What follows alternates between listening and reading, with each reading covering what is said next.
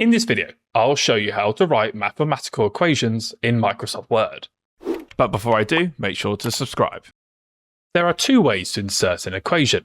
First, select where you want the equation to go, then click Insert at the top of the ribbon, then go over to Symbols and select Equation. Select it once, and this new pop-up will appear. The second way to insert an equation in Microsoft Word is hold down Alt on your keyboard and then press the equal sign, and it will appear once more. As soon as you click inside the equation tab will appear at the top of the ribbon. This is where we can use tools, conversions, symbols, and structures to write our own equations in Microsoft Word. For example, if I wanted to create a fraction, I could simply click on fraction here, then select on this first option, the stacked fraction. Then we can click next to where we want the numbers to go, so the numerator could be 1 and the denominator could be 4.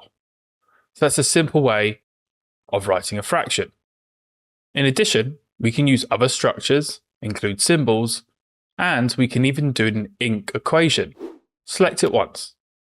From here, we can write in the equation or mathematical symbol that we want. For example, let's say I wanted to do 1/4 again. I could simply draw it in. Obviously, this is easier if you've got a device where you can write on, but the job can be done here as well. Once you're happy with the equation that you've written in, you can click Insert. You can also select and correct parts of your equation, clear it, and even erase it. Click Insert when you're happy, and there it is.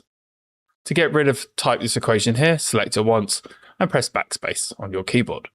If this video helped you, click like, subscribe, and hit that notification bell.